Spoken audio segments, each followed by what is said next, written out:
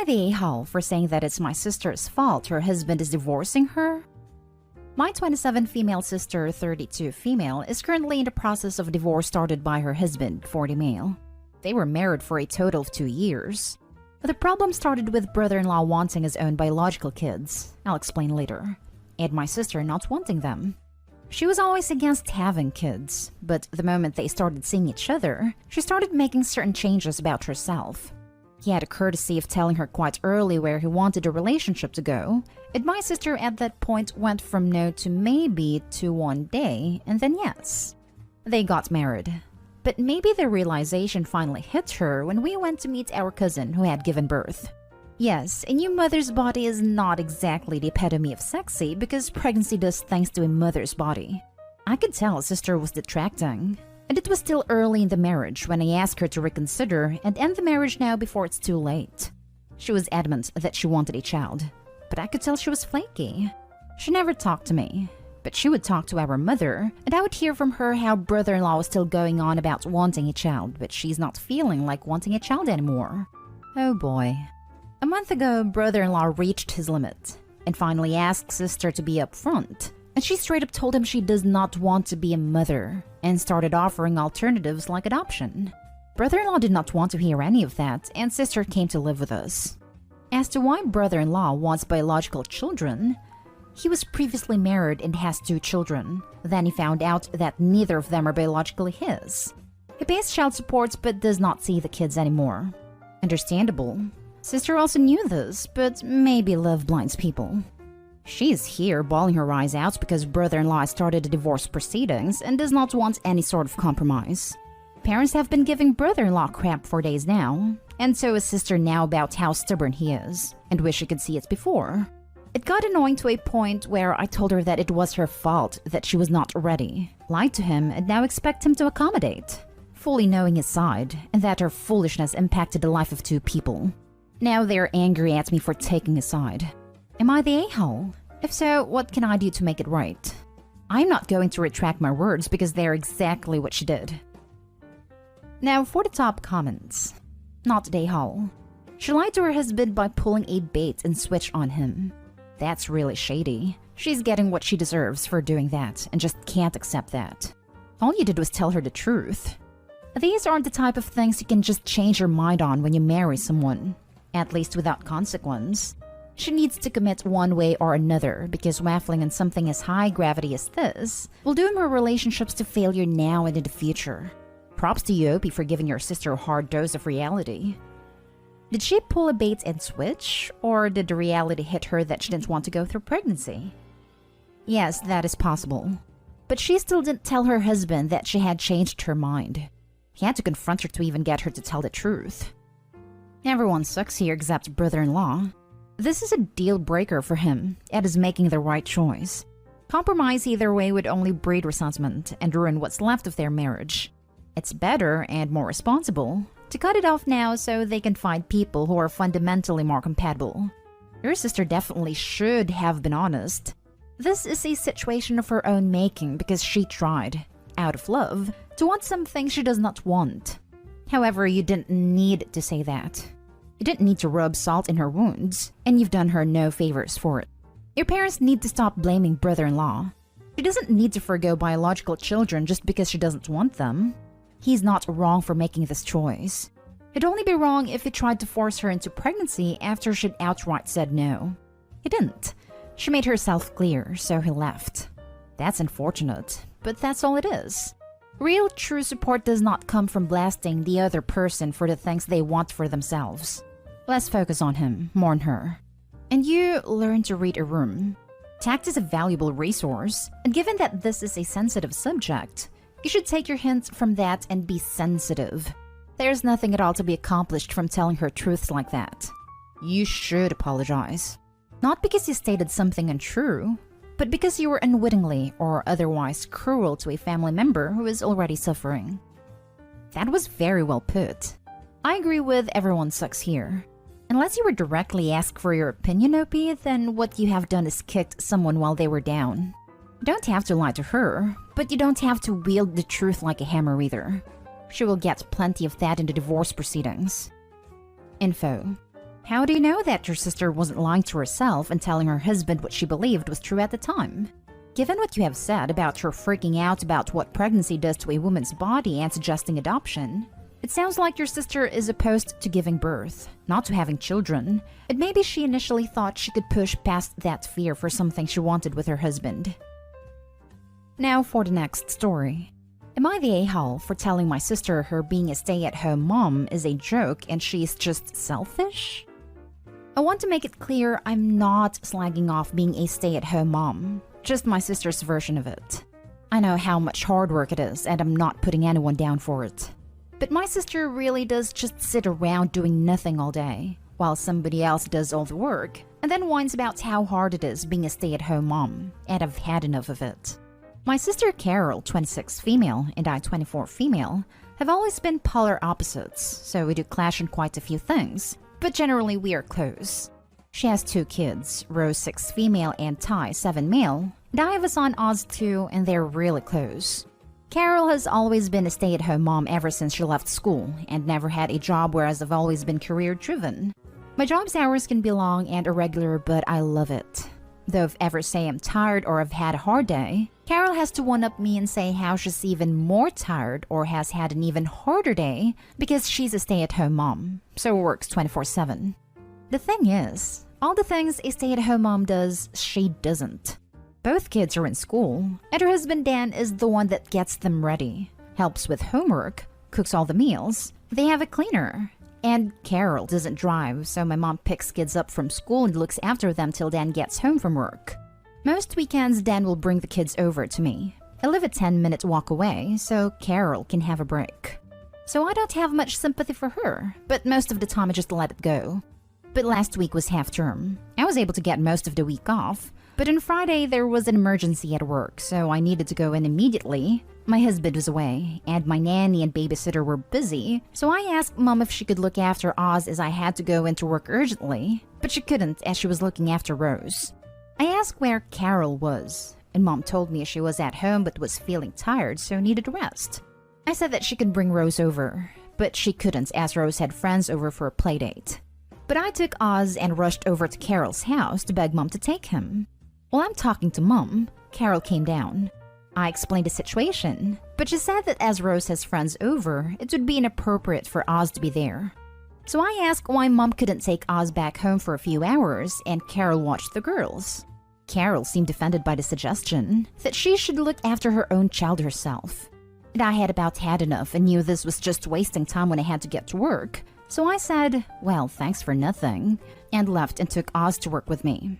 It worked out fine, but I was pissed with Carol.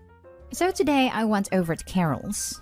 I wanted to put the situation behind us and move on, but she brought it up. She said she was waiting for an apology from me. When I left, she told me I just don't get how hard being a stay-at-home mom is. I told her she doesn't even know what a hard job is, and that the fact she calls herself a stay-at-home mom is a joke, and that she's just lazy and selfish. I left and she told me that I'm not welcome back. Not today, Hall. As a stay-at-home mom myself, I do know how hard it is, but I have also worked a full-time job. Neither is easier than the other, and it sounds like the real problem is she's selfish and lazy, not with her workload. Not today, Hall. She's the worst. Also, why on earth would it be inappropriate to have friends over and a cousin? Yes, every one of my niece's birthdays was super inappropriate because she had friends over and her cousins. That's so annoying. Being a stay-at-home mom is so much work, but only if you actually work. She said that he would interfere with her game, and the girls were there to play with Rose, not a 2-year-old they didn't know. To be honest, I really didn't know what she was on about either. I think it was just an excuse to not have Oscar. Just for clarification, your mom has time to babysit your sister's kids, but absolutely cannot do so for you in the middle of an emergency. Really? We are not focusing enough on how unfair and enabling your mom is being. It isn't the first time my mom chose to babysit for my sister instead of me, when I asked first, so I stopped asking her. But I was desperate this time, so I went for my last resort. Next story. Am I the a-hole for confronting my sister's girlfriend upon being accused of not caring about their baby? My wife, 35 female, and me, 34 male, have been married for over 8 years. and have been trying to have a kid forever. We have suffered 3 miscarriages in the process, the most recent one being over 2 weeks ago. Now, my sister Ashley, name changed, left her abusive prick of a husband over a year ago and has been in a relationship with another woman, Brenda, name changed, for 8 months now. Over 2 months ago, Ashley gave birth to a baby girl. She came as a source of joy for all of us, considering that my wife was pregnant at the time too. However, around 2 weeks ago, my wife and I suffered our 3rd miscarriage. This was around the same time that Ashley began to behave strangely. She was constantly depressed, irritable, and weepy, and often attempted to drive the conversation away from her child and babies in general. These symptoms were there before too, but this was when they really began to come to light. It was then that she was diagnosed with PPD. Around 2 days ago, I decided to take my wife on a road trip to visit her parents to take her mind away from the miscarriage for a while. While we were packing for the trip, Brenda paid us a visit and asked us if we could help take care of the baby, as she wanted some quality time with Ashley. I knew that it would not do good for my wife's mental state to be around a baby right now, as it would trigger a lot of emotions. I kindly refused, and told Brenda that we were visiting her parents and we would not be available for a while. This really angered Brenda, and she began to call me out for being a selfish brother. She said that Ashley would never do this to me, and that we could never understand the problems they were going through, and at this point, taking a vacation and abandoning Ashley and the baby was extremely uncalled for. However, when she said that I did not care about the baby, that was the last straw. I countered saying that my wife already has enough on her plate to deal with, and she doesn't need Brenda's toxic vibes right now. I asked her to leave our house and take her negativity with her. Am I the a-hole for behaving the way I did with Brenda? Edit. To everyone who has been asking, Brenda and Ashley are both fully aware of the miscarriage and were in fact in the hospital at the time. Now for the comments. Not the a-hole. Not at all. You took a stand for your wife. Your sister-in-law is being totally unreasonable and entitled and selfishly expecting you to watch their baby right after you suffered a miscarriage, and in refusing to even consider why taking care of a baby could be traumatizing for you too. They can hire a babysitter. Also, I'm really sorry for your loss, OP. Hugs. No, you don't get it. Only Ashley is allowed to have emotions. OP's wife should be grateful to still act as a parent/babysitter for a moment. This reminds me of when I had 3 kids under the age of 5. When I was a newborn, it was keeping my neighbor's 2-year-old to make some money.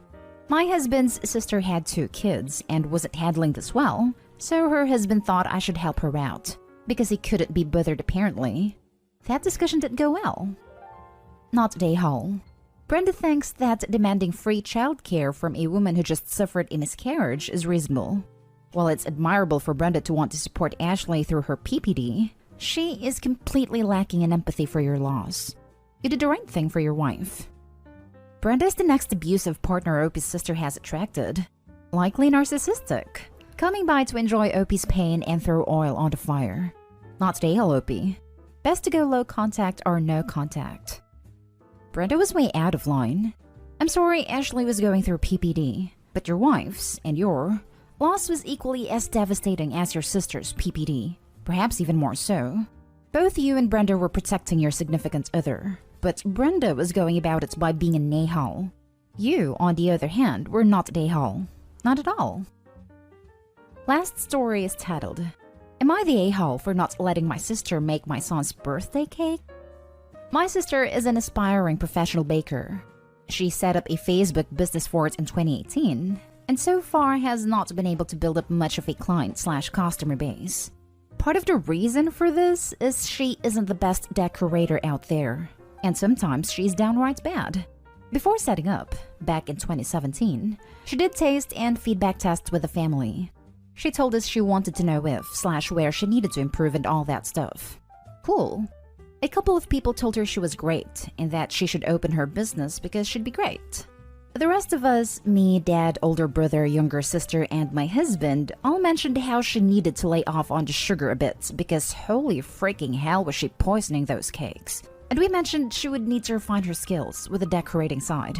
She asked for specifics and we gave them. Especially on the kids' design because they were downright terrifying for kids. Tested on some of our kids. She didn't take it on board though, except for the sugar. She told us at the time we had overreacted to the designs and would see. My sister has 5 reviews on her profile. 3 of them are 1-star with the same feedback we gave about the appearance of the cakes. One woman had her 2-year-old cry when they saw the cake, and another had her 5-year-old say they were scared of it.